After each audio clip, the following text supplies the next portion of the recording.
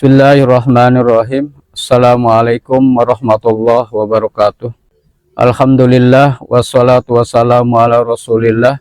Asyhadu an la ilaha illallah wa asyhadu anna muhammadan abduhu wa rasuluh. Qala Allah ta'ala fil Qur'anil azim. A'udzu billahi minasyaitonir rajim. Wa minal laili fasjud lahu wasabbihu lailan tawila. Shadaqallahul azim.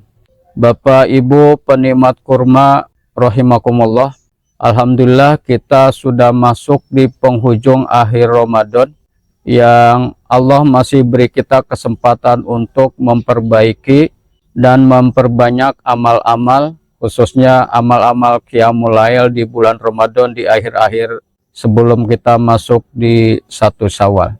Bapak Ibu rahimakumullah, ini hanya beberapa catatan di akhir, mudah-mudahan ini menjadi tambah ilmu bagi kita semua. Yang pertama, ada istilah Qiyamul Lail, kemudian ada tahajud, dan ada tarawih. Sesungguhnya Qiyamul Lail itu berarti adalah upaya kita, amal kita yang dilakukan di malam hari, baik di bulan Ramadan maupun bulan Ramadan. Apapun yang kita lakukan amal soleh, maka itu bagian dari Qiyamul Lail. Bisa sholat, baca Al-Quran, baca zikir, dan lain sebagainya. Sedangkan taraweh adalah kegiatan terkait sholat yang kita lakukan khususnya di bulan Ramadan, yang akan dikerjakan atau yang sudah dikerjakan setelah Isya sebelum terbitnya fajar, sebelum waktu imsak dan waktu subuh. Sedangkan tahajud adalah kegiatan sholat kita yang kita lakukan setelah Isya, namun setelah kita bangun tidur. Jadi Qiyamul Lail lebih umum, sedangkan tarawih adalah kegiatan yang khusus bulan Ramadan, dan tahajud berarti bisa dikerjakan di bulan Ramadan dan di luar Ramadan. Itu dari segi pengertian. Kemudian kata tarawih adalah ini amal yang terkait dengan sifat mengerjakannya. Tarawih ini adalah bentuk jamak taksir dari kata tarwihah. Tarwihah itu berarti artinya adalah santai, rehat, sejenak berhenti.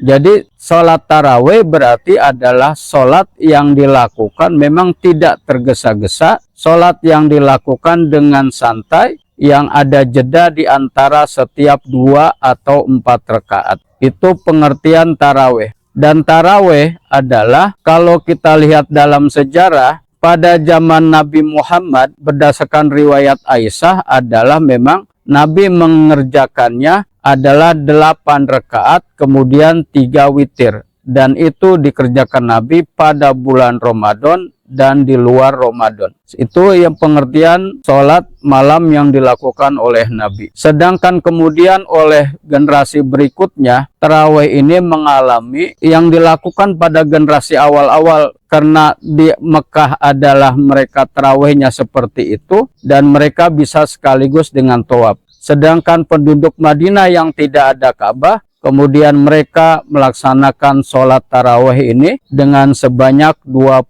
rakaat. Karena memang dia tidak ada tawaf. Jadi untuk pengganti pahala tawaf, mereka tarawihnya diperbanyak. Nah, tarawih ini sebetulnya pada zaman Nabi hanya dilakukan 2 malam. Kemudian pada malam ketiga Nabi tidak lagi mengerjakan karena khawatir itu diwajibkan kepada umatnya. Nah, itu terkait dengan bilangan rakaat tarawih. Nah, kemudian zaman Umar bin Khattab, tarawih didorong supaya lebih asik, lebih khusyuk, lebih syiar. Akhirnya tarawih didorong dengan cara mereka berjamaah. Itu yang dilakukan oleh Khalifah Umar bin Khattab. Kemudian tidak ada cerita yang kuat bahwa Umar lah yang mendorong tarawih menjadi 20 rakaat. Nah, kemudian dalam lintasan sejarah pada saat Muawiyah berkuasa sebagai seorang khalifah, kemudian tarawih didorong sebanyak 36 rakaat dan 3 witir. Dengan cara dikerjakannya adalah setelah Isya adalah 20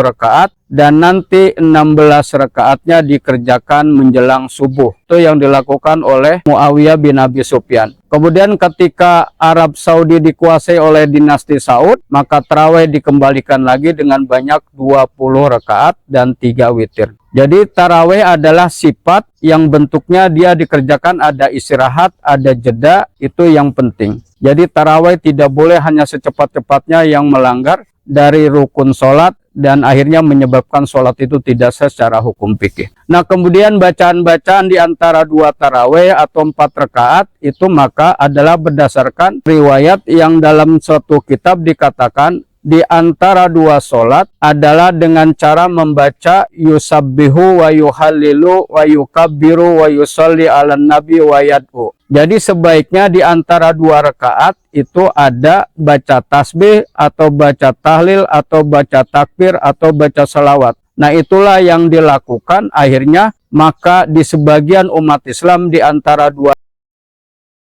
rakaat ada bacaan tasbih, ada doa, ada baca salawat, bahkan ada juga yang membaca dengan menyebutkan 4 khulafaur rasyidin. Dan ini memang ada penjelasannya dalam kitab Bughyatul Murtarsyidin bahwa kata tarodoan itu memang adalah sunnah yang dilakukan oleh umat Islam dimanapun. Kemudian tarodoan ini kemudian menjadi khusus yang kesannya setiap 4 rakaat dibaca adalah ini sejak zaman kerajaan Demak di Indonesia, karena melihat pada saat itu orang-orang yang benci kepada Khulafaur Rasyidin, khususnya Abu Bakar dan Umar, maka pemerintahan Demak menginisiasi bahwa setelah 4 rakaat dia membaca Al-Khalifatul Ula dan lain sebagainya. Itu dalam rangka membendung keyakinan, membendung gerakan Syiah khususnya yang mereka benci kepada Abu Bakar dan Umar. Dan kita ingat dalam sejarah Wali Songo, Syekh Siti Jenar kan punya murid, salah satu muridnya saking bencinya kepada Abu Bakar dan Umar, 2 anjingnya pun diberi nama Abu Bakar dan Umar. Nah, inilah jadi awal dari gerakan